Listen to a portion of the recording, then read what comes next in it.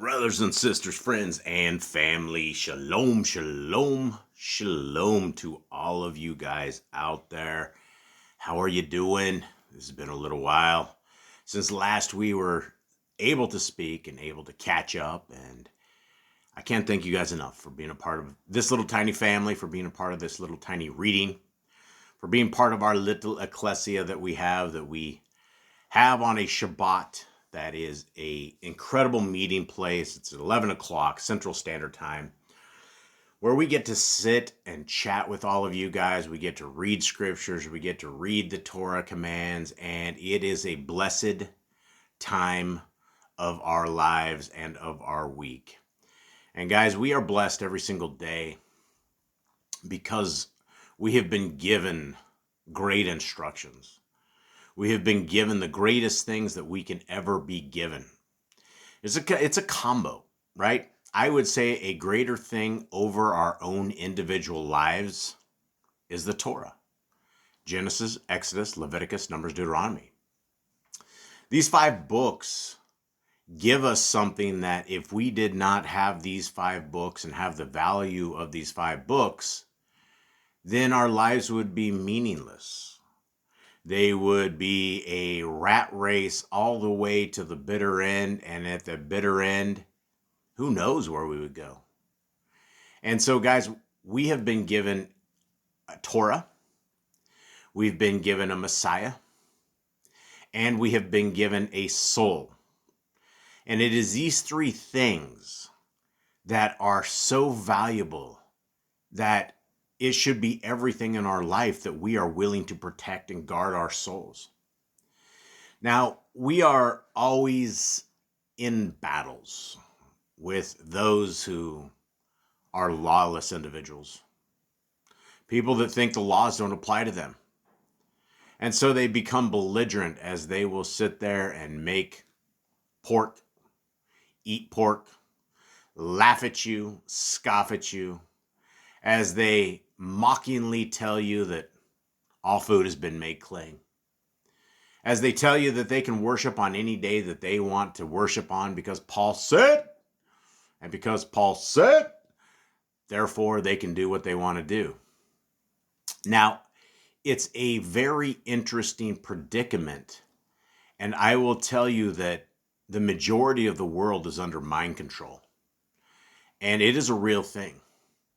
It is a thing that when you start watching, say, the television programming news, you will walk away with all sorts of things that aren't true.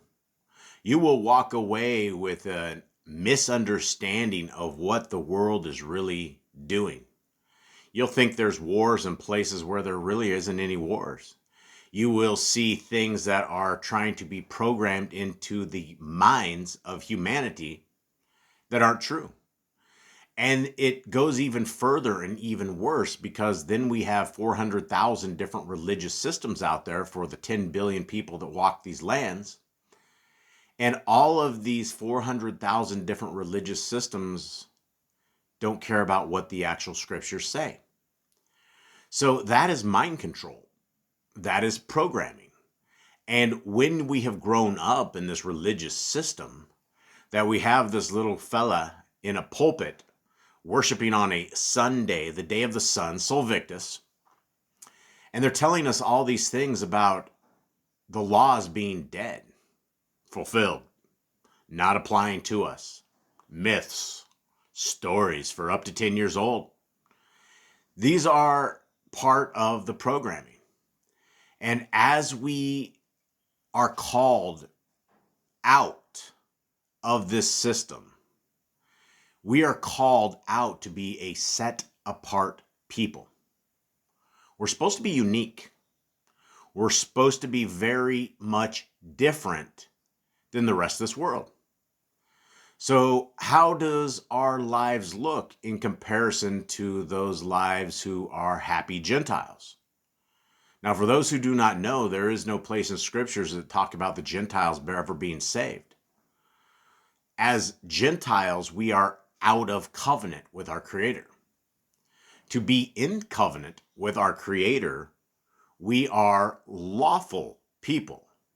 We are the people that believe that the first 5 books of scriptures are the good rules, the good regulations, and they are things that not only do we learn, recite, walk, we talk about them in the mornings, we talk about them at night, we impress them upon our children.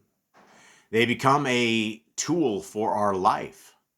They become something that we would not ever want to be without.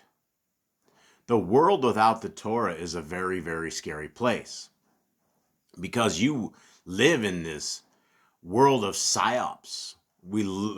Every government institution across these lands are involved in psychological operations on their own people.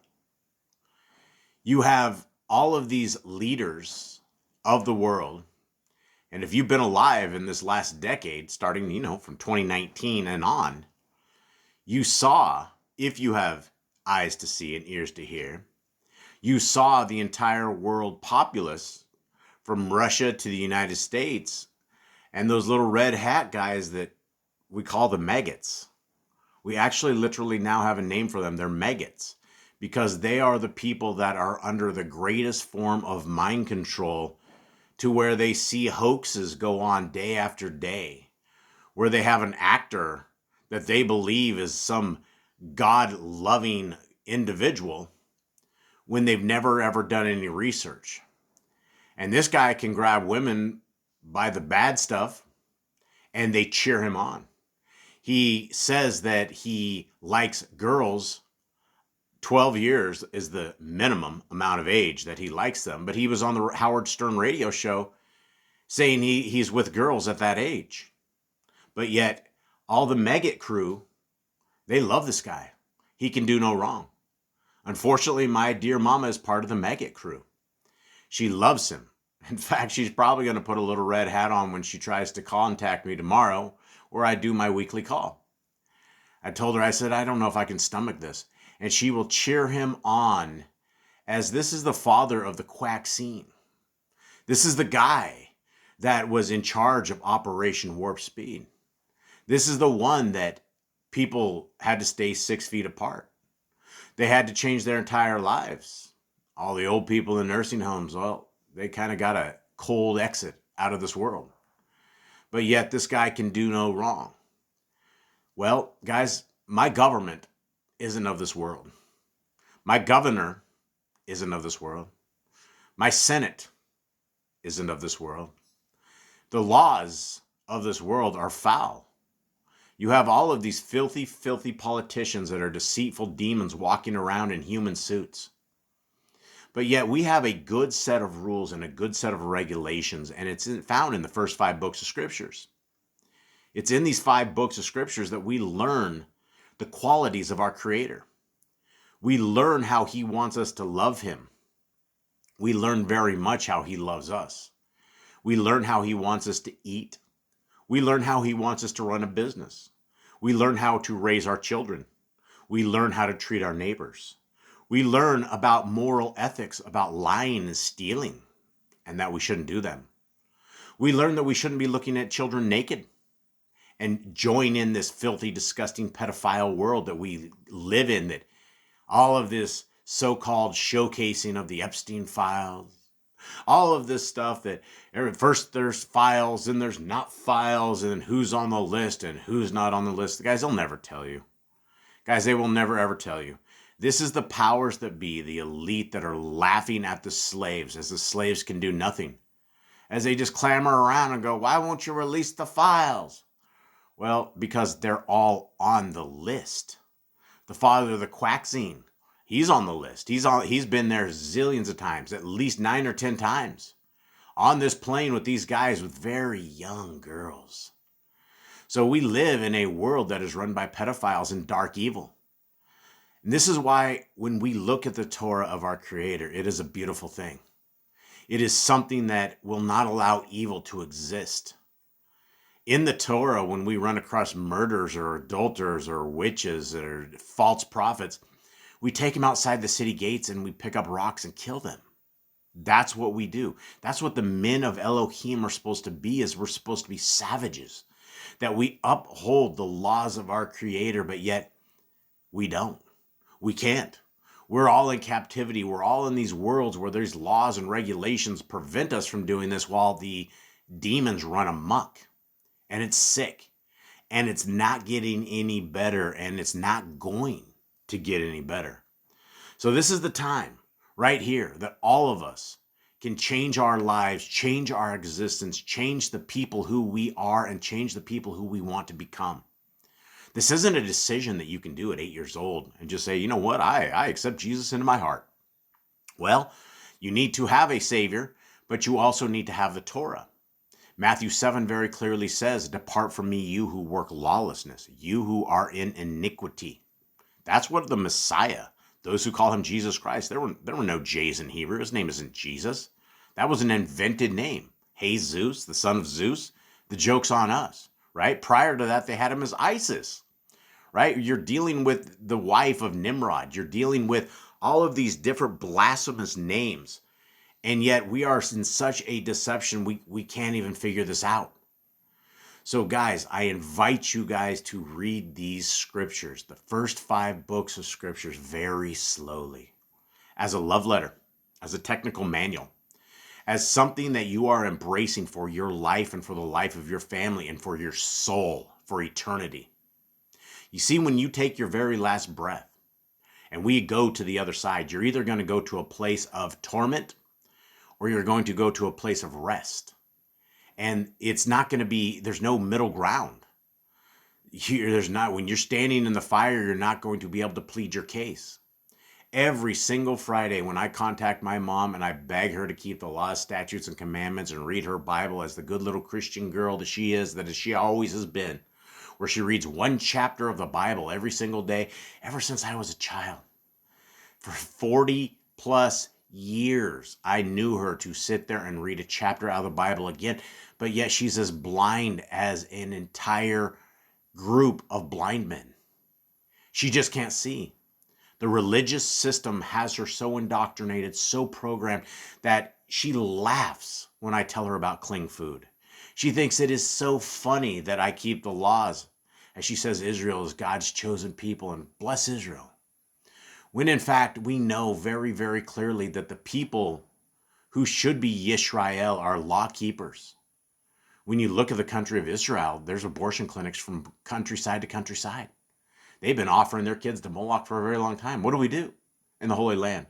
How do we deal with that? Well, if you offered your children up to Moloch back in the days when our Creator was walking with us in this fashion, you would be drugged outside the city gates and you'd be killed. Everybody would pick up rocks and chuck them at you. Then they go bury you or hang you on a tree and cut you down at night before morning, not leave you there all night. That's how we deal with evil. But yet everything in this world is completely opposite, right? Good is evil, evil is good. And that's why the remnant is very, very few. That's why there's books like the book of 2nd Ezra that says the people who are saved are a drop of water compared to a wave. Look around you. Look to the left. Look to the right. How many Torah keepers do you see? Very, very few.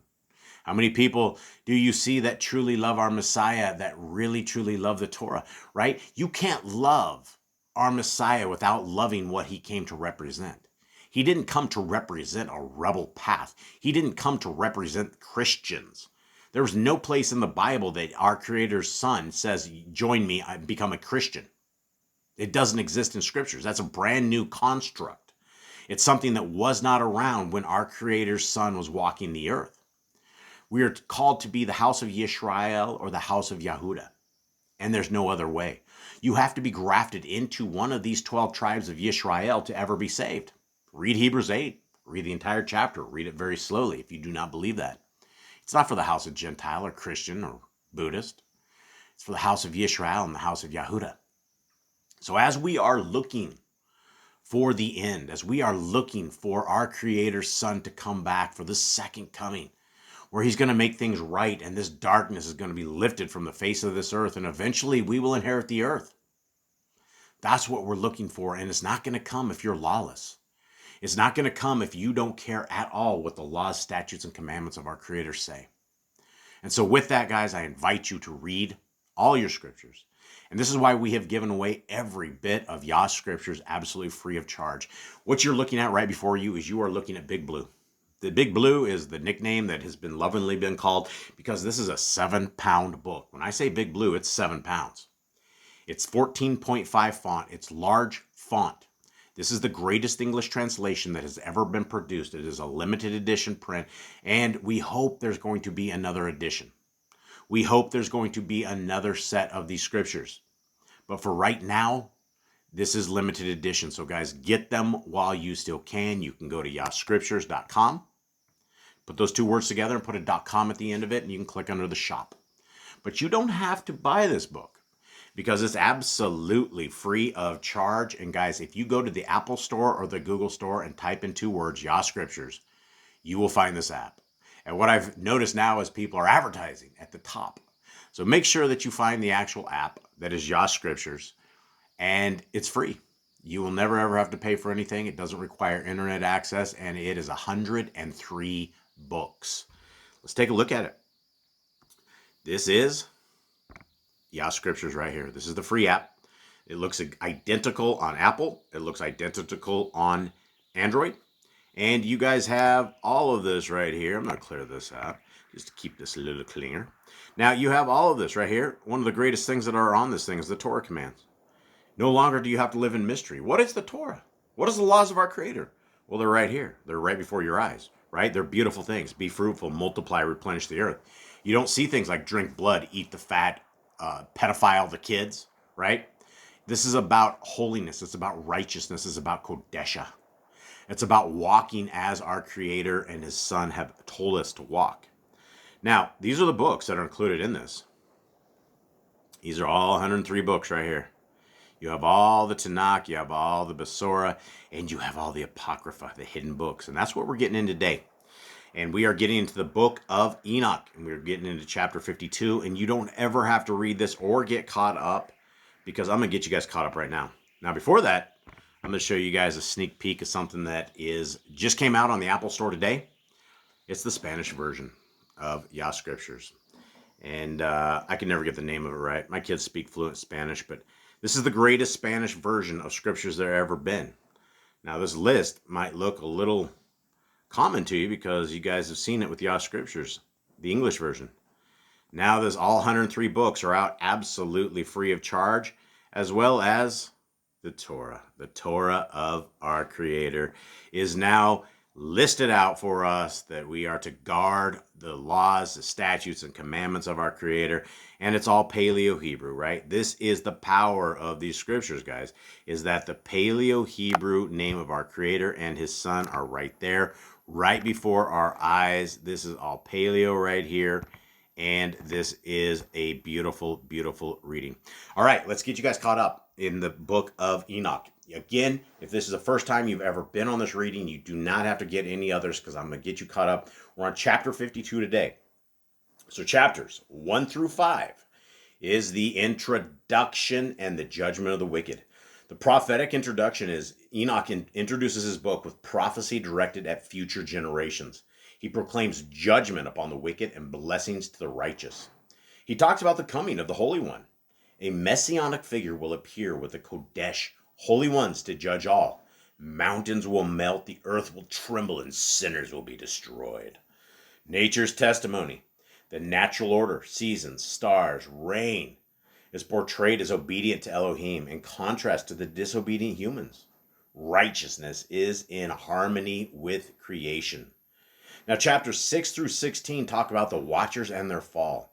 The angels, the bad angels, they descend upon, there's 200 of them. They descend upon Mount Hermon, and they're called the watchers. They descend to earth and lust after the human women. The giants are born. Three different generations of these giants, each set of giants getting bigger and bigger. So you had the messengers that mated with the women, and they produced the Nephilim, and the Eliud. And every one of these giants started mating with each other, and these things became big enough that they were able to make things like the pyramids. They were able to lift rocks, able to do things. And there was fallen angel technology. There was all sorts of technology that was out there. Now we have Aziel. Aziel was one of the chief watchers. He was teaching forbidden knowledge, warfare, cosmetics, enchantments. All of these things that now we have our women adored in, right? Endless jewelry, endless perfumes, endless eyeshadows, and all the makeup that, it takes away the beauty of women is what we have them all adorned in. That is all fallen angel technology. It's all stuff that has been corrupted mankind. Now, Enoch's intercession, the watchers request Enoch to intercede for them. He ascends to heaven and is told their fate. They are bound in the abyss until judgment. And judgment is proclaimed. The fallen angels will be condemned. Their offspring, the giants, will be destroyed before their eyes. Mankind's destruction is also foretold due to their influence. Now, chapters 17 through 36, Enoch's heavenly journey. He journeys through creation. Enoch is taken by angels on a tour of the ends of the earth. The cosmic geography, he sees the treasuries of the winds, celestial fires, rivers, the heavenly firmament and Sheol, the underworld, the places of punishment. Enoch sees hollow places where souls of the dead await judgment, righteous, sinners, and those who curse Yahuwah. And then there's an astral phenomena. He observes the sun and the moon circuits, the stars and their punishments if they disobey the divine laws. Now, chapters 37 through 71, and we're only going to cover actually 37 through 51. But the first parable is the coming of the chosen one. It introduces the mysterious Son of Man figure. And this is one of the earliest testimonies that we have inside of this Apocrypha that talks about Messiah Yahushua. He introduces an individual that's been hidden since creation who will judge kings and the wicked. He has heavenly secrets. He reveals the secrets of lightning, winds, and the firmament. He talks about the divine thrones. Enoch sees the dwelling of the Kodesh ones and the head of days, the ancient of days. Now, the second parable is kind of where we're going to be picking up into the book of Enoch here. The Son of Man is glorified. The elect one, the Son of Man, is revealed as the light of the nations and the one who sits on the throne of judgment. The day of judgment, the wicked rulers will be cast into darkness. The righteous will dwell in eternal light. And the fate of the spirits, the dead ones are separated into righteousness and wicked before the final judgment. Now, chapter 51 talks about the resurrection and final judgment. The resurrection is promised. The dead will rise. The righteous will rejoice and shine like stars.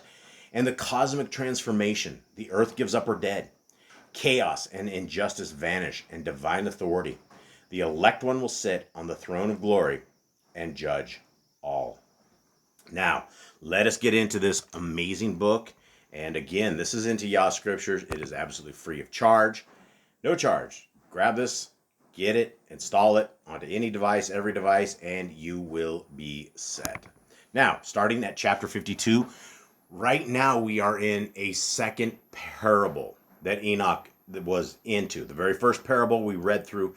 The second parable is the final judgments, how things are happening here.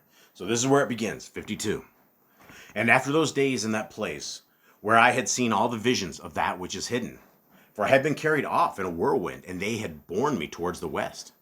There my eyes saw all the secret matters of the Shamayim that shall be, a mountain of iron, and a mountain of copper, and a mountain of silver, and a mountain of gold, and a mountain of soft metal, and a mountain of lead. And I asked the messenger who went with me, saying, What are these which I have seen in secret? And he said to me, All these which you have seen shall serve the dominion of his anointed, that he may be potent and mighty on the earth.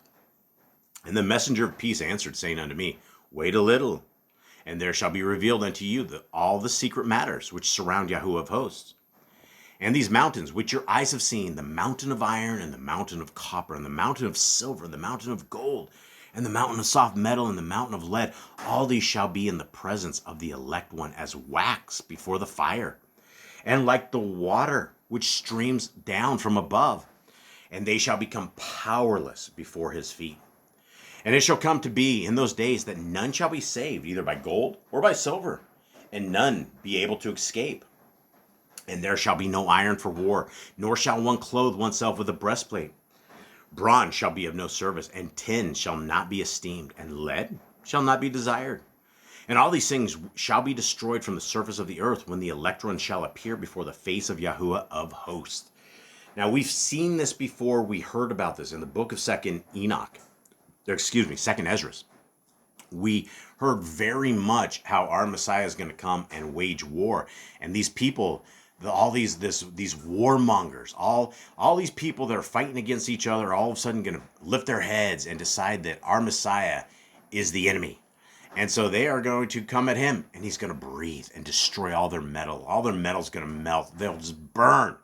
There's nothing that will be able to take our Messiah. And this is why we want to be on the right side of history, right? We don't want to be wagging our little maggot hats as we're sitting there jumping into these pedophiles and jumping into these demons that are running this earth.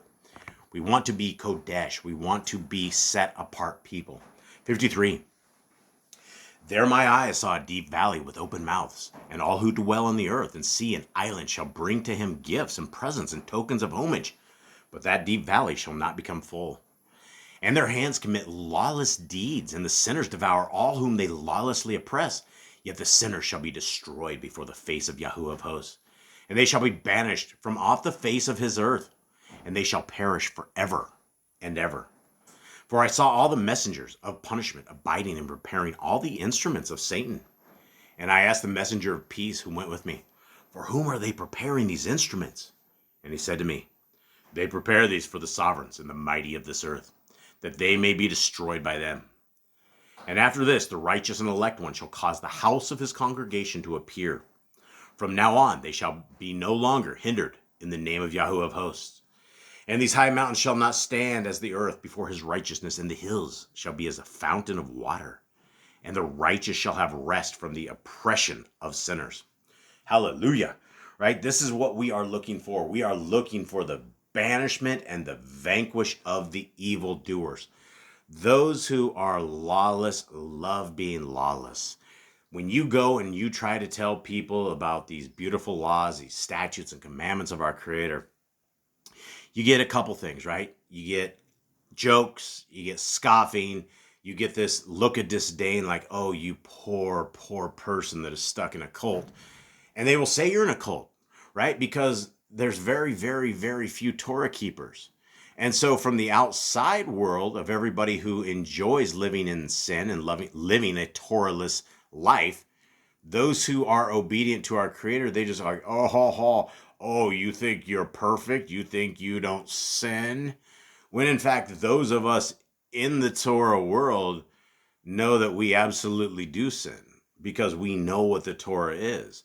We know we fall short from grace every single day, that there isn't a day that goes by that we're not going to be breaking Torah in thoughts, in deeds, in actions. And it's us that we need to get right every single day. When we do things that we have evil speak, or we do something that we know is going to upset our Creator, that's where we have to repent. That's where we have to align our lives and the lives of our families' lives to the fruition of the kingdom to come. Because the kingdom to come is about our Creator coming into our lives, about him dwelling with us in this temple. This is why our temples need to be clean. This is why our health needs to be at the tippy top of our health, and we don't need to be smoking cigarettes, drinking alcohol, doing drugs, stuck on big pharma, stuck on all this stuff, right? We can align our lives in a better way. We can protect ourselves by how we eat, what we're eating. We can change the way that we eat, stop eating these unorganic foods, stop eating this GMO-ridden food that is plaguing the world system, right? Just looking at my poor brothers and sisters in North America, it is foul, it is filthy. We were going over something the other day that they don't even do cremations anymore. What they have is a giant stainless steel washing machine, and they put bodies in there and put a bunch of acid and they wash it off, and all of their skin and hair and everything turns into a liquid, and they dump that down the drain. And then they run it through water treatment plants. And people can't figure out why there's human DNA in all the food, because in Philadelphia alone, all these processing plants, they use tap water that comes from this. And so you have bodies that have been acidified, that have been thrown in, and it's just everything in North America is polluted and corrupted and disgusting and foul. And it's finally, you got, guys like RFK that, finally after all these years, he's trying to get rid of a couple of dyes, but yet he still wants you to get shot up, right? He still wants you to take all your shots, right? This guy is part of the system. It's more of the psychosis. It's more of the psychological operations that it's the back and forth, right? All of us who have been organic for years know about yellow 5, yellow 6, red 4, red 40, aspartame, people eating yoga mats, MSG, all of this stuff, right? There is not a single outlet that you can go for outside food in this fast food industry that doesn't make you sick. All of the oils, all of potatoes, like McDonald's fries aren't even fries. By the time they get done with all their chemicals on there, it's a reason they're so tasty and you just want to keep going back for more, is because you're hooked, right?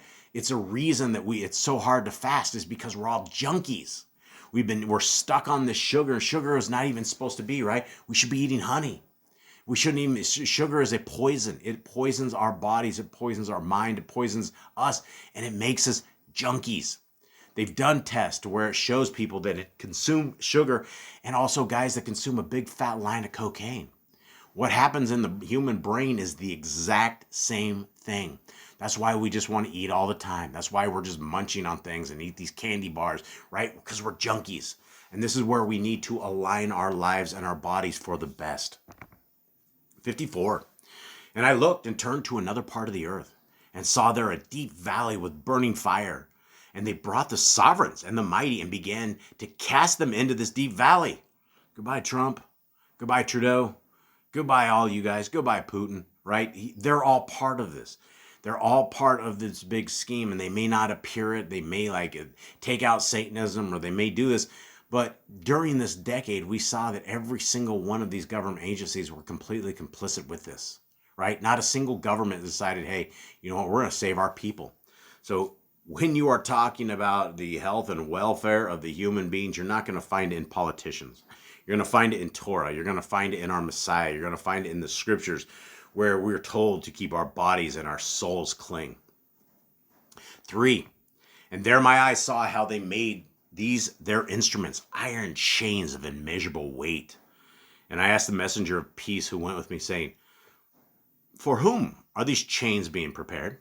And he said to me, these are being prepared for the hosts of Aziel, so that they may take them and cast them into the abyss in complete condemnation. And they shall cover their jaws with rough stones, as Yahuwah of hosts commanded. And Michael and Gabriel and Raphael and Phanuel shall take hold of them on that great day and cast them on that day into the burning furnace, that Yahuwah of hosts may take vengeance on them for their unrighteousness in becoming subject to Satan and leading astray those who dwell on the earth. And in those days, punishment shall come from Yahuwah of hosts, and he will open all the chambers of water which are above the Shamaim, and the fountains which are beneath the earth. And all the waters shall be joined with the waters. That which is above the Shamaim in the masculine, and the water which is beneath the earth is the feminine. And they shall destroy all who dwell on the earth, and those who dwell under the ends of the Shamaim. And when they have recognized their unrighteousness, which they have wrought on the earth, then by these shall they perish. So you got to love the book of Enoch, right? We go back and forth. We go back in the past. We go in the future. Sometimes it's talking about things of the future. Sometimes it's talking about things of the past. And what we just talked about right here is the flood, right? We just had all of the waters from above and below flooded the earth, wiping out all of these monsters and these demons and all of these lawless individuals and the people that hated our Creator. Well, they were annihilated. 55. And after that, the head of days repented and said, in vain have I destroyed all who dwell on the earth. And he swore by his great name, from now on I will not do so to all who dwell on the earth, and I will place a sign in the Shamaim. And this shall be a pledge of good trust between me and them forever. So as long as the Shamaim is above the earth, and this is in accordance with my command. When I have desired to take hold of them by the hand of the messengers on the day of tribulation and pain because of this, I will cause my chastisement, my wrath to abide upon them, says Yahuwah Elohim, Yahuwah of hosts. You mighty sovereigns who dwell on the earth, you have to look upon my elect one, how he sits on the throne of esteem and judges Aziel and all his associates and all his hosts in the name of Yahuwah of hosts. And I saw there the hosts of the messengers of punishment going, and they held scourges and chains of iron and bronze. And I asked the messenger of peace who went with me, saying, to whom are these who hold the scourges going? And he said to me, to their elect and beloved ones, that they may be cast into the chasm of the abyss of the valley. And then that valley shall be filled with their elect and beloved, and the days of their lives shall be at an end. And the days of their leading astray shall not be reckoned thereafter. And in those days, the messengers shall return and hurl themselves to the east upon the Perinthians and Madites. They shall stir up the sovereigns, so that a spirit of unrest shall come upon them, and they shall rouse them from their thrones, that they may break forth as lions from their lairs, and as hungry wolves among their flocks. And they shall go up and tread underfoot the land of his elect ones. But the city of my righteous shall be a hindrance to their horses, and they shall begin to fight among themselves, and their right hand shall be strong against themselves. And a man shall not know his brother, nor a son his father or his mother, till there be no number of the corpses through their slaughter, and their punishment be not in vain. In those days the grave shall open its jaws, and they shall be swallowed up therein, and their destruction shall be at an end. The grave shall devour the sinners in the presence of the elect. Now, the thing about Enoch, where we go back and forth, what we can say for the book of Enoch is that when judgment comes and our Messiah starts to reign, there's not going to be any hope for the sinners. Nowhere in scriptures does this ever say that the bad parts of Sheol or judgment or anything comes to an end. Right? We have made our choices in this land. We have either decided to follow our Elohim Most High, follow his laws, statutes, and commandments, follow his son, our Messiah, Yahushua, or we have decided to follow Hasatan by default.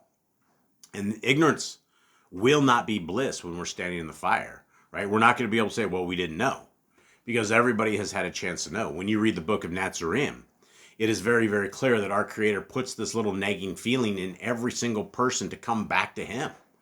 It's not like we walk through these lands alone and we just don't know, right? There's been a scriptures, especially in our generations, everybody has a Bible. Everybody has access to a Bible if you so choose.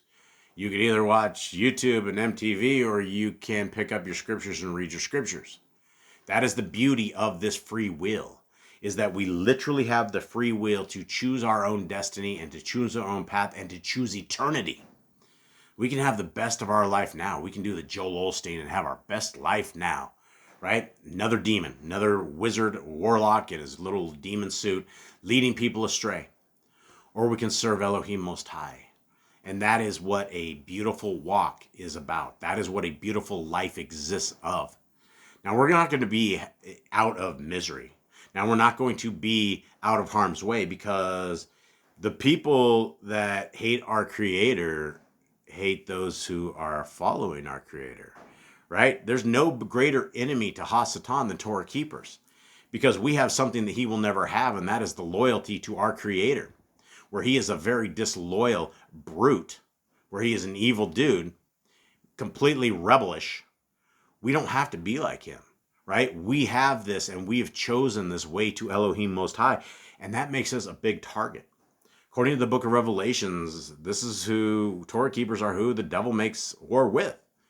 So in our existence and as our journey and our trek to the ends of the earth, the path will be paved in trials. It will be paved in tribulation.